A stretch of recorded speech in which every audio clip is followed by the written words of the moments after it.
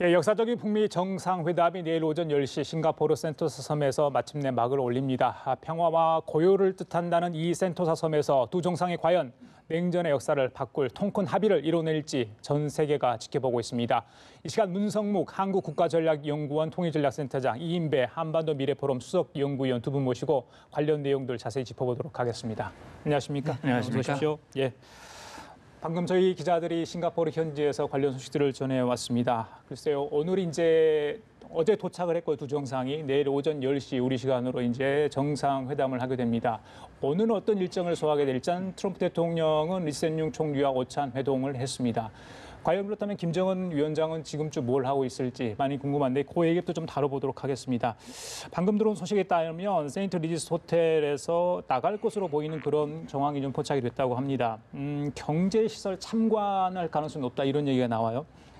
제가 듣기로는 북한 쪽에서 싱가포르 경제발전상에도 굉장히 관심이 많다고 들었는데 오늘 과연 무슨 일정을 소화할까 했는데 경제시설 참관, 이건 어떤 의미로 좀 봐야 됩니까? 싱가포르의 경제시설 중에 특히나 이제 관광도시기도 하고 해가지고요. 물류 중심도시고 무역 중심이고 관광이 중심되어 있거든요. 그래서 김정은 위원장이 가장 지금 그 주안점을 두고 있는 게 원산 갈마지구 관광지구를 개발하는 문제를 하고 있습니다. 내년까지 시장까지 못 박아서 완공하라라고 해서 몇 번을 지금 현지 시차까지 갔다 온 그런 상황입니다. 다시 말하면 북한으로서는 경제 개발하는 데서 가장 중요한 금방 이익이 될 수 있는 부분이 관광 사업이거든요. 관광과 다른 사업, 제조업 같은 경우는 공장을 지어서 물건을 생산해서 팔아서 이윤을 남겨야 되고 굉장히 많은 시간이 필요한데 관광은 그렇지 않고 곧바로 관광객이 들어오고 나면 바로 캐시가 생기는 그런 사업이지 않습니까? 그렇게 봤을 경우는 이제 김정은 위원장이 싱가포르에 가서 그런 여러 가지 관광 시설들을 그 시스템들을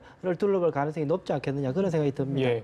내일 회담 준비만으로도 굉장히 긴장되고 바쁠 텐데 이런 짬을 낸다는 거 어떻게 봐야 됩니까, 우리 선생님? 예, 뭐 회담 전에도 대동강 그 수산물 식당인가요? 예, 그 식당을 직접 가서 점검을 맞습니다. 하고 북한 주민들과 또 외국인들에게도 좋은 먹거리를 제공할 수 있는 그런 장소로 만들어야 된다. 또 방금 말씀하신 대로 지금 이제 싱가포르의 그 관광이라든지 여러 가지 시설들을 돌아본다고 하는 것은 이제 뭐 회담 준비는 어느 정도 끝났다. 그리고 역시 이번 회담은 북한으로서는 북한이 지난번 4월 20일 노동당 중앙위원회 전원회의를 통해서 새로운 전략 노선, 다시 말하면 경제 발전에 집중하겠다라고 하는 그런 전략 노선을 관철하기 위한 그 중요한 조치로서 이번 북미 정상회담이 이루어지는 거거든요. 그래서 중요한 것은요, 정말 김정은 위원장이 외국 관광객들을 유치하고 북한의 경제 발전을 원한다면 이번에야말로 통근 결단을 하지 않으면 현실적으로 어렵다. 그래서 싱가포르 총리와의 만남에서도 이번 회담이 성과를 얻게 되면 싱가포르는 역사에 남는 나라가 될 것이다라고 얘기한 것은 결국 그렇게 하려면 본인이 그런 결단을 해야 되고 그런 것을 현실로 만들 수 있는 그런 회담으로 만들어야 된다라는 생각인데 일단 지금 그런 마음을 가지고 한다면 저는 뭐 좋은 결과를 기대해 볼 수도 있지 않겠나 그런 기대감도 생기네요. 우리 시간으로 내일 오전 10시에 이제 회담이 시작이 되는데 만약에 이제 경제 시차를 하고 나서 뭐 어떤 일정을 소화할지는 잘 알려지지 않고 있습니다. 두 사람의 어떤 돌발적인 행동들을 해왔던 과거의 그런 사례를 비춰봐서 글쎄 저희들이 기대하지 않은 전혀 다른 어떤 행보를 할 수 있다 이런 얘기도 지금 현지에서 들려오는 것 같아요. 어떻게 보십니까? 혹시 저녁이라도 뭐 싱가포르 총리 주재 뭐 만찬 같은 거? 그런 자리에 혹시 있을지 않을까? 그런 보도들이 그동안 나왔었거든요. 그러니까 싱가포르 총리가 주최하는 환영 만찬 뭐 그런 자리가 있을 수도 있지 않냐 하는 얘기인데 뭐 모든 그런 일정들이 이미 밝혀지지 않았기 때문에 알 수는 없습니다. 제가 생각할 때는 트럼프 대통령은 이미 싱가포르 총리와 오찬을 했고요. 그렇죠. 그렇기 때문에 만찬을 따로 할 가능성은 좀 적지 않을까 하는 생각이 드는데 왜 그러냐면 사실 모든 이목은 이제 내일 아침 첫 만남에 집중되도록 해야 되거든요. 그래서 만찬을 미리 뭐 회담 결과도 안 나왔는데 뭔가 그런 분위기를 연출하는 것이 과연 적절한지 여부는 좀 지켜봐야 될 것 같습니다. 예, 알겠습니다. 이번 북미 정상회담, 한국 전쟁 이후 첫 이제 북미 정상 간의 만남. 상징적인 의미도 있고요, 역사적인 의미도 있고 또 한반도의 지형을 안보 환경을 전혀 다른 방향으로 바꿀 수 있는 그런 큰 성과물이 나올 수도 있다. 여러 가지 관측이 나오는 거 아니겠습니까? 관련해서 북한 매체가 과연 이 북미 정상회담을 어떻게 다룰지도 기대가 됐었는데 오늘 이제 물론 김정은 위원장은 어제 이제 싱가포르를 찾았지만 관련된 보도는 오늘 나왔거든요. 중국의 항공기를 빌려 타고 가는 그 부분도 언급을 했고요. 싱가포르 회담 일정도 얘기를 했고요. 그래서 북한 매체가 최고 지도자의 공식 일정을 이렇게 공개를 했다. 이것도 좀 드문 사례가 아닌가 싶습니다. 드문 사례가 아니라 처음이죠. 예. 사실은 북한 지도자가 주로 이제 중국을 가는 경우가 유일하죠. 중국, 러시아, 김정일 위원장은 러시아도 갔다 왔지만 뭐 그렇게 다닐 경우에도 갔다 오고 나서 사실은 공개를 하게 되죠. 그렇죠. 물론 우리가 여러 가지 방식으로 알게 돼서 기차로 움직였기 때문에 미리 알게 되긴 했지만 공식적으로 공개하는 갔다 와서 합니다. 국내 사찰도 마찬가지거든요. 시차를 갔다 오고 나면 이제 노동신문이나 이제 갔다 왔다. 날짜도 안 실는 경우도 꽤 많고요. 그렇게 굉장히 동선이나 일정이나 걸 굉장히 특급 보완을 했었는데 이분 같은 경우는 어쩔 수 없었던 거죠. 사실 서방식이었으니까 이게 트럼프 대통령이 일방이 만나는 일정들과 그 다 공개가 되니까 한쪽이 공개가 안 될 수 없는 그런 상황이어서 대단히 고민스러웠을 텐데 그런 사람 보면 뭐 사실은 오늘 아침에 노동신문에도 보면은 어제 도착한 것, 싱가포르 그 총리를 만난 것까지 두루두루 다 두 면에 걸쳐서 사진을 실으면서 그렇게 보도를 했는데 더 재밌는 걸 보면 뭐 조선중앙통신에도 그렇게 중국 전용기를 사용했다라고 공개적으로 밝히기도 했지만은 노동신문에 보면 대문짝 사진에 보면 저 중국 기계가 걸려 있는 그 비행기에서 내리는 장면, 뭐 그런 것들이 공개됐죠. 에어 차이나 쓰여 있는 거, 그래서 그대로 다 나오는 지금도 나오지만 저렇게 하고 있어서 저는 사실은 기술적으로 가릴 수 있는 거단 말이에요. 근데 대대적으로 마치 보여주기라도 작정한 것처럼 저렇게 해놓은 것은 대단히 이례적이다. 그만큼 미국의 중국에 대한 후원에 대해서 좀 과시하고 싶었던 것 아닌가. 싱가포르하고도 중국하고도 나름 또 밀접한 관계가 있고 하니까는요. 그런 것을 염두에 둔 거다. 어쨌든 이번에 여러 가지 상황들을 보면 뭐 매우 이례적이죠. 저렇게 상세히 보도했다. 최고 존엄이 평양을 떠나 제3국에 와 있는 사실을 미리 공개한 부분들, 그만큼 체제가 공고화돼 있다. 이렇게 해석해도 될까요? 어떻게 보십니까? 아마 그런 부분도 있을 겁니다. 그러니까 이제 김정은 위원장으로서는 이제 우리는 세계가 국제사회가 어떻게 우리를 압박하고 제재를 하더라도 우리는 확고하다. 우리는 핵무력을 완성했다. 이제 미국과 대등한 위치에서 나는 이제 세계 최고의 대통령과 마주 앉아서 회담을 한다. 이제 이런 걸 과시하는 부분인데 역시 이제 김정은 위원장이 어떤 비행기를 이용할 것인가 하는 부분이 관심이 많았는데 실리냐 안전이냐. 결국은 실리냐 체면이냐 안전이냐 이거였는데 결국 이제 안전을 택한 것 같고요. 저게 리커창 총리의 전용기였다면서요? 예, 그렇답니다. 그러니까 참메 1호를 타고 거기서 내리는 모습을 보이면 이제 북한 지도자로서 어떤 체면, 위신, 뭐 남의 나라 비행기를 타고 가는 그런 모습은 사실 그게 모양새가 안 좋은 건데 아마 김정은의 그런 어떤 특성을 고려하면 그렇게 하지 않을까라는 생각도 했지만 역시 아마 안전과 실리를 중시한 것 같고 그것과 함께 지금 이 의원 말씀하신 대로 이제 북중 관계 특히 이번 정상회담에서 중국의 기여가 컸다라고 하는 것을 과시하는 아마 그런 측면도 있을 것 같고요. 특히 이렇게 상세히 보도한 것은 이제 김정은 위원장이 이미 이 노동당 중앙위원회 전원회의를 통해서 새로운 전략 노선, 경제 발전에 집중하고 그걸 위해서 국제사회와 협력을 강화해 나가겠다. 그래서 이번 북미 정상회담은 김정은 위원장이 어떻게 보면 최고의 업적이라고 볼 수도 있는 거예요. 그 선대의 아버지나 할아버지도 이루지 못한 정말 최고의 업적을 이번에 뭐 합의를 하느냐 안 하느냐 그건 두 번째 문제고 이런 자리를 마련했다는 것만 해도 김정은 위원장은 대대적으로 선전할 수 있는 그런 업적을 이미 쌓은 것이다. 그걸 뭐 감춰놓을 이유가 없는 것이죠. 선전하고 과시하고 그리고 결과가 좋으면 그건 더 좋은 것이죠. 그 상황이 얼마나 급격하게 변했는가를 저도 이렇게 예전의 자료들을 좀 둘러보니까 1990년, 91년 되면은 북한이 미국에 대해서 직접 협상을 하자. 끊임없이 이야기하는 직접 협상을 하자, 테이블에 같이 앉아보자라는 것이 이제 안 앉아졌었죠. 그래서 이제 과장급에서 한번 앉고 나니까 끊임없이 이야기 고위급 회담 한번 해달라. 그 고위급 회담에는 이 갈루치 이제 차관 복급이 나오는 거, 한국말로 한국은 1급 국장 정도 되는 수준이죠. 차관 복급인데 갈루치만 이게 고위급 회담이라고 그랬어요. 북한으로서는 그 고위급 만나기 위해서 2년간을 미국하고 줄다리게 해서 미국은 안 만나주고 예. 인정 못하겠다 그랬었거든요. 예. 그게 저 1990년 초였는데 지금 2018년은 비로소 두 정상이 만나는 예. 그게 그런 걸 불과 보면서 6개월도 안 되는 사이에 대단히 이루어졌어요. 저도 보면서 지금에 한참 이 이슈를 다루다 보니까 아, 그렇게 만나는구나 하다가 예. 20년 전, 30년 전의 자료를 보니까는 이 상황이 얼마나 지금 큰 변화인지 예. 세계사적인 변화인지 그런 실감하게 되는 그랬습니다. 예.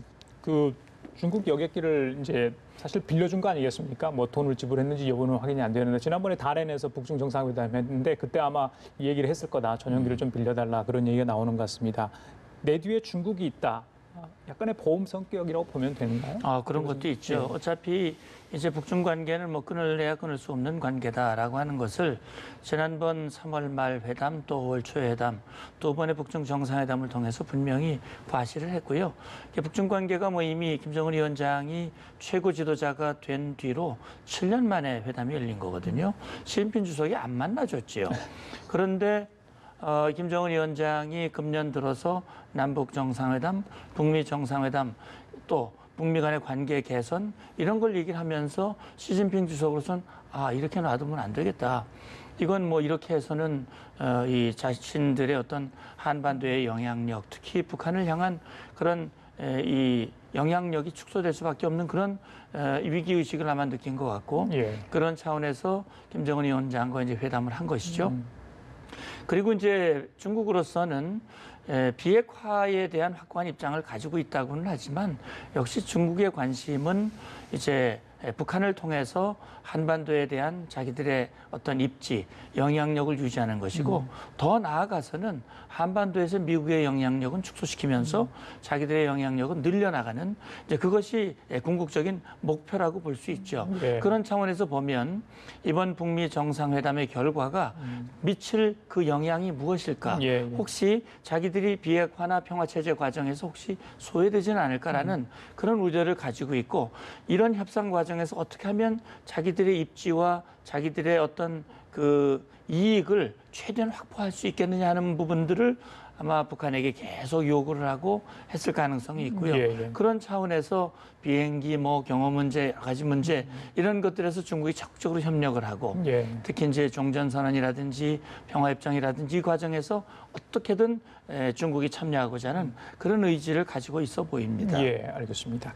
그 어제 김정은 위원장이 도착하면서 과연 수행원들은 누가 같이 그러니까 동행을 했는지 누가 왔는지 그 부분도 굉장히 관심을 끌었습니다.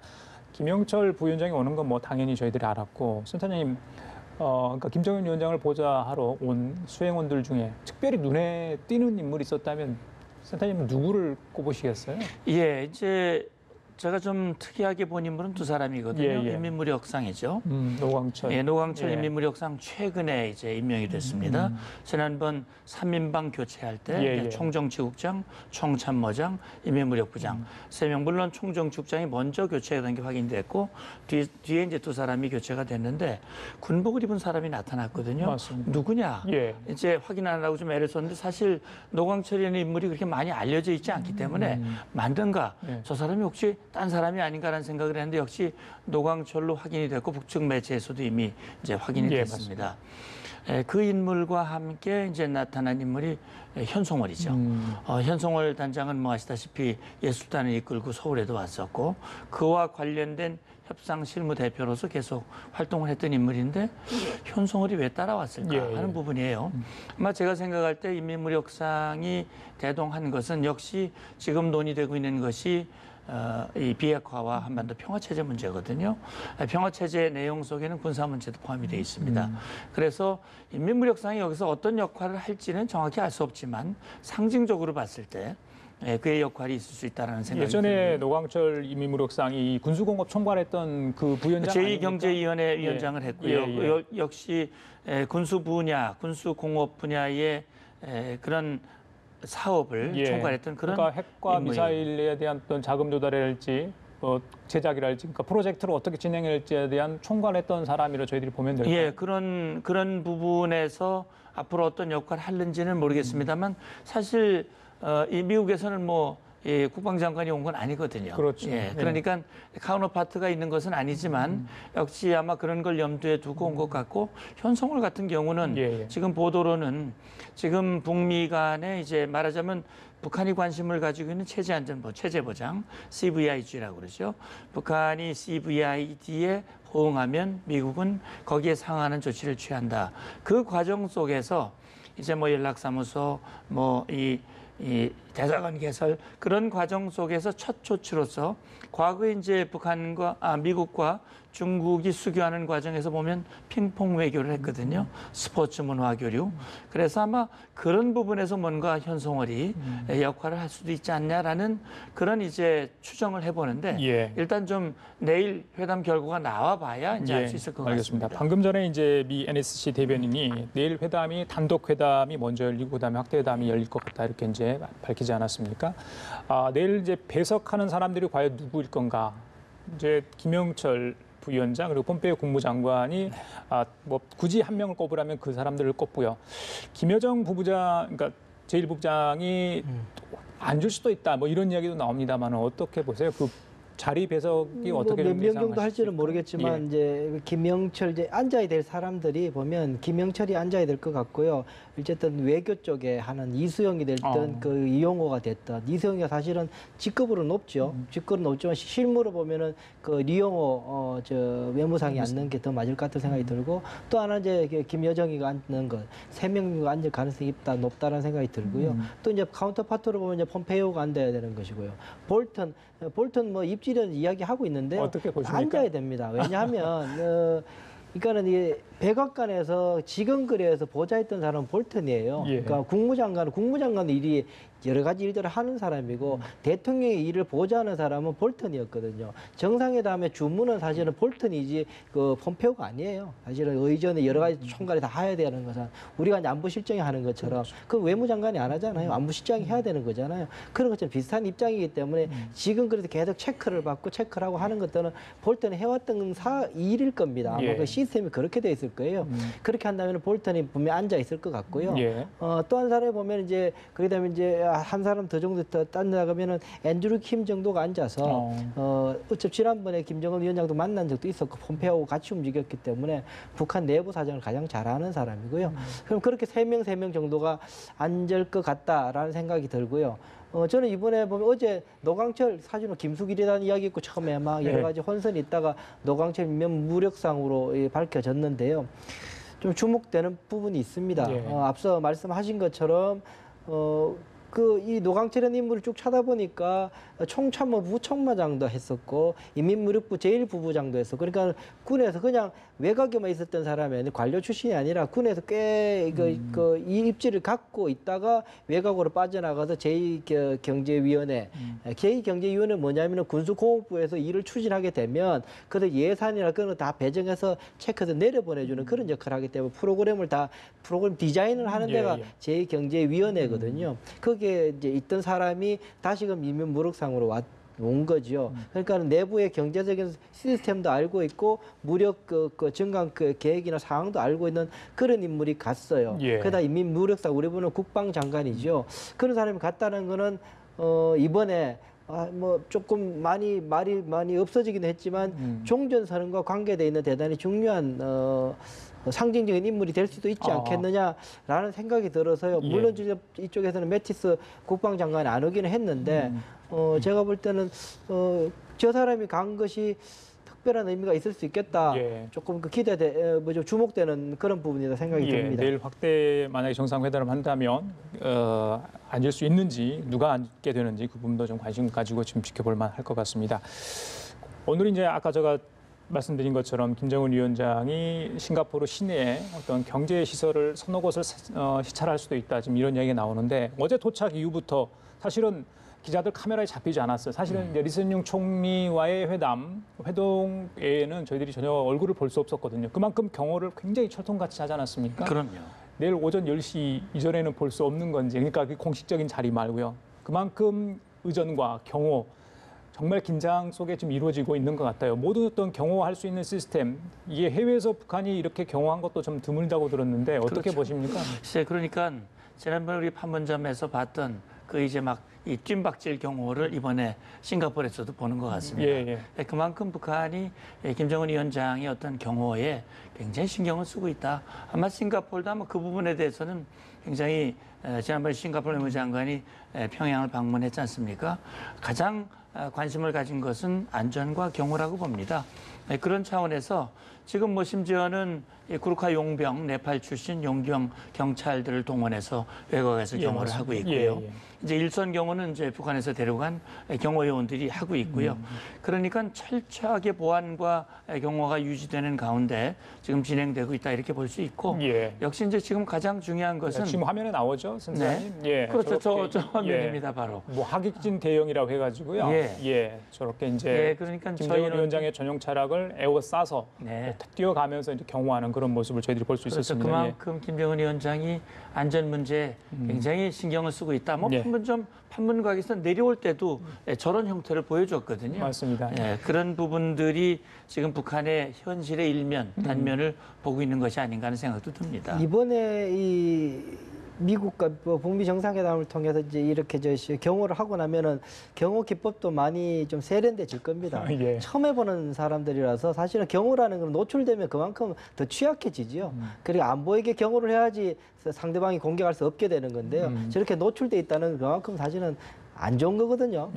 노출을 안 해야 되는 건데 이렇게 좀 촌스럽게 하는 거로 봐서 아마 이번에 이제 미국하고 이제 경호를 서로가 기법을 이렇게 보게 될 겁니다. 보게 되면 아 이게 오히려 더 취약하구나라는 생각을 하게 될 거고 앞으로는 저런 모습이 안 나타날 수도 있겠다는 생각도 듭니다. 알겠습니다. 내일 이제 역사적 만남이 있습니다. 우리 시간으로 오전 10시인데 글쎄요, 뭐 자라온 환경, 출신 배경, 뭐 나이 다 많은 차이가 있어요. 근데 비슷한 점도 있어요. 파격적인 언행, 이게 닮은 점이 있다고 하는데 과연 솔직한 대화가 될 수 있을지 그분도 굉장히 궁금합니다. 특히 이제 트럼프의 악수 유명하잖아요. 또 김정은 위원장의 포옹, 지난번에 문재인 대통령과 했던 부분들, 글쎄요, 어떤 첫 만남에서 인상을 남길지 세계인들이 굉장히 관심을 가지고 지금 벌판한 대목인데 첫 만남 어떻게 이루어질 거로 예상하십니까? 역시 이제 첫 만남은 악수로 시작이 되겠죠. 아마 동시 입장을 할 겁니다, 회담장에. 그리고 악수는 이미 이제 의전과 경호 여러 가지 협의를 했지 않습니까? 그러니까 트럼프 대통령의 그런 과거의 역정들, 특히 뭐 마크롱 대통령 만나서 악수를 땡기고 막 세게 하고 이제 그런 것들이 있었기 때문에 되게 키 차이도 나거든요. 그런 점에서 다시 말하면 대등한 위치에서 악수가 될 수 있도록 하기 위한 그런 전술이 있을 가능성이 있고요. 아마 이제 세계적인 만남이기 때문에 그런 돌출 행동보다는 차분하게 시작을 하지 않을까 하는 생각이 들고요. 특히 서로가 서로를 축혀 세우는 아마 그런 모두 발언으로 시작이 될 그건 아마 생중가가 될 거로 생각이 되는데 상대를 부르는 호칭도 좀 궁금해요. 그렇죠. 그러니까 이제 악수를 하고 나면 서로 마주 앉게 되는데 단독 회담이라고 얘기하지 않습니까? 통역만 놔두고 단독 회담을 할 때 아마 이번 회담의 성사되기까지 상대방의 어떤 결단과 노력, 감사하고 회담에 거는 기대 아마 그런 것들을 아마 얘기를 할 겁니다. 뭐 트럼프 대통령이 1분만 보면 진정성이 있는지 알 거다 이렇게 얘기를 했는데 다짜고짜 CVID 할 거예요? 이렇게 물어볼 것 같지는 않고요. 알겠습니다. 아마도 그런 부분들이 진행될 것 같습니다. 보면 트럼프 대통령이 우리 한미 정상회담 때도 보면 굉장히 직설적으로 서설 안 붙이고 바로 직설적으로 이야기하는 스타일을 꽤는 많이 보여서 처음에 우리 대통령께서도 조금 더 당황해 하시기도 했었거든요. 이번에 제가 볼 때는 트럼프 대통령이 꽤나 공격적으로 물론 이제 문 장군님 말씀한 것처럼 이제 오프닝 때는 이제 서로 아주 이제 예의를 차려서 이야기하겠지만 본론에 들어가면 바로 그렇게 이야기를 할 가능성이 저는 높다. 그런 생각이 좀 들어서요. 좀 주목이 되는 그런 부분입니다. 아까 전에 이제 어느 정도 얘기가 다 진행이 됐다 이런 말씀을 해주셨잖아요. 지금 이제 여기 성김 주 필리핀 대사 그리고 최선희 부상이 오늘 오전에 만났고요. 지금 오후에도 또 만나고 있다고 합니다. 그래서 마지막 문구 조율 뭐 이런 정도 하지 않을까 싶어요. 그러니까 시간이 얼마 남지 않았기 때문에 그렇죠. 그런데 과연 그 공동 보도문이 나올지 그거에도 관심인데 보도문이 나온다면 거기에 과연 뭐가 쓰게 될지 어떤 용어들이 담기게 될지 여러 가지가 지금 얘기가 나오고 있거든요. 어떻게 보십니까? 가장 핵심 쟁점이 될 만한 부분은 뭐라고 보세요? 예, 가장 핵심 쟁점은 역시 CVID라고 하는 표현이 명기될 수 있느냐 하는 부분일 것 같아요. 폼페이오 장관도 이제 마지막 트윗을 통해서 그런 입장을 밝혔는데 CVID에 집중하고 있다라고 하는 것인데 CVID라고 하는 표현뿐만 아니라 그것이 이행될 수 있는 구체적인 목표 시한과 시간표, 그다음에 초기 조치, 그다음에 검증 이런 것들이 어떻게 담겨지느냐. 물론 거기에 상응한 북한의 관심도 이제 포함되겠죠. 그래서 이번 제가 볼 때 이렇게 판문점에서 6번이나 만나고 현지에 가서 오전 오후 계속 이렇게 만난다고 하는 것은 그만큼 합의문이 이제 틀이 잡혀졌고 거기에 담겨질 표현, 그 표현에 대한 조율이 아마 이루어지고 있는 것 같습니다. 역시 이번 회담의 결과가 이제 공개가 되고 그것이 이제 모두 평가의 대상이 될 텐데 정말 트럼프 대통령으로서는 이번 회담이 본인이 공언했듯이 과거 대통령 역대 정권도 할 수 없었던 북핵 문제를 근원적으로 해결할 수 있는 그런 합의가 나오느냐 하는 부분들 그게 지금 우선 관심이지요. 저는 거기다 아직도 풀리지 않는 부분이 있고 고민스럽고 걱정되는 부분이 하나 있는데요. 저는 오히려 CVID에 대해서는 북한은 이미 저는 받았다는 생각이 듭니다. 그래야지 정상회담이 성사가 되게 돼 있으니까 전제 조건이 첫 번째 문턱이 트럼프 대통령이 이미 CVID 아니면 만날 필요 없다고 그랬으니까요. 그게 마음 변했으면 만나자 그랬으니까. 이미 돼 있다. 그런데 문제는 뭐냐면은 자꾸 좀 언론에서 나오고 좀 그 워싱턴에서 나오고 판문점 때부터 나왔던 이야기가 뭐냐면은 이 비핵화의 개념에 대해서 아직도 안 맞고 있다는 이야기가 계속 나와요. 비핵화 한다. 그리고 CVID를 한다까지 가는데 비핵화의 개념이 아직까지 정확하게 미국이 원하는 거는 북한의 핵 포기를 이야기하는 것이고, 그런데 북한이 원하는 그 이 핵 비핵화라는 것은 사실은 이 핵 군축 차원에서 미국과 북한 간에 적어도 한반도 내에서의 미국의 핵전력과 그 북한의 핵전력은 동시에 사라지거나 없어져야 된다. 그런 의미에서 CVID는 가능한데 그렇다면 그런 쪽의 그 개념을 가지고 있다면은 미국으로서는 이걸 풀기가 굉장히 어렵습니다. 좋다, CVID 한다. 그런데 그럼 CVID 하는 데 있어서 핵군축 입장에서 한반도에서 비핵화를 어떻게 이룰 것인가, 북한 너희들은 뭘 내놓을 것인가라고 이야기하기 시작하면 이게 꽤 굉장히 많은 이 수식들이 공식들이 적용돼야 되거든요. 그게 해서 지금까지 잘 안 가닥이 안 풀리고 있는데, 그렇다면 가닥이 풀린다는 이야기는 북한이 완전히 수용을 해서 오케이, 그 문제는 다음 이야기하든지 하겠다라고 해서 완전히 전면 수용을 하는지, 아니면 미국이 거기에 대해 대단히 민감한 부분, 그러면서도 불구하고 북한이 요구하는 부분, 그건 사실은 필연적으로 주한미군의 역할과 규모에 대한 굉장히 중요한 향후 연결 고리가 되는 부분일 수밖에 없습니다. 거기에 대해서 어쩌면 구두라도 뭐가 수용 가능한 이야기가 입장을 보이지는 않을까라는 게 저 개인적인 고민이 되는데, 그래서 지금 저도 계속 주목해 보고 있습니다. 그 부분이 가장 지금 중요한 부분일 것 같습니다. 그 내일 회담이 좀 생각보다 일찍 끝날 수도 있다. 뭐 그런 걸 로이터 통신이 보도하지 않았습니까? 그렇죠. 김정은 위원장이 12일 오후 2시에 떠날 예정이다. 이런 보도를 했어요. 이게 소스를 정확히 확인을 안 해줬는데 일단 뭐 북쪽에도 나온 얘기라는 얘기도 나옵니다만은, 그렇다면 회담이 잘 돼야지 빨리 끝내고 웃으면서 서로 헤어질 수 있잖아요. 또 만약에 좀 안 되더라도 기본적인 어떤 큰 틀의 합의만 하고 다음 회담은 말씀하신 것처럼 또 다음에 하면 되니까요. 자, 이런 얘기는 어떻게 나올까요? 그러니까 다음을 기약할 수 있는지 내일 회담 이후에 어떻게 보십니까? 그러니까 이제 제가 생각할 땐 트럼프 대통령이 그동안 얘기한 것은 한 번으로 끝나는 것이 아니다. 2번, 3번 만날 필요가 있다라고 얘기를 했는데 또 한 번은 이번이 한 번의 기회다라는 그런 얘기도 했단 말이죠. 그래서 이제 어디에 방점을 두고 있는지 트럼프 대통령이 결국은 비핵화나 평화체제 과정이라는 게 내일 한 번 회담으로 이루어지는 게 아니거든요. 합의를 하면 실천하는 과정, 일정한 시간이 걸리는 것이기 때문에 그 과정에서 잘 되면 정상이 한 번, 2번 더 만날 수도 있는 겁니다.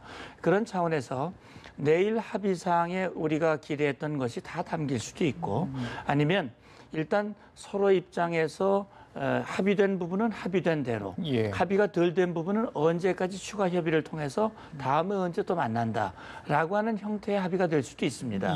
그러니까 일단 내일 오전에 두 번, 다시 말하면 오전에 예를 들어서 9시부터 현지 시간입니다. 9시부터 2시간 만나고 잠시 쉬었다가 또 확대 정상회담을 하고 그렇게 해서 더 이상 합의할 가능성이 없다. 이 정도 발표로 끝이다라고 하면 일찍 끝날 수도 있고요. 그러나 조금만 더 협상을 하면 더 좋은 합의가 나올 수 있다라고 하는 생각을 한다면 아마 좀 길어질 수도 있겠지요. 예, 알겠습니다. 자, 오늘 말씀 여기까지 듣도록 할게요. 지금까지 문성묵 한국국가전략연구원 통일전략센터장, 이인배 한반도 미래포럼 수석연구위원과 함께했습니다. 말씀 잘 들었습니다. 감사합니다.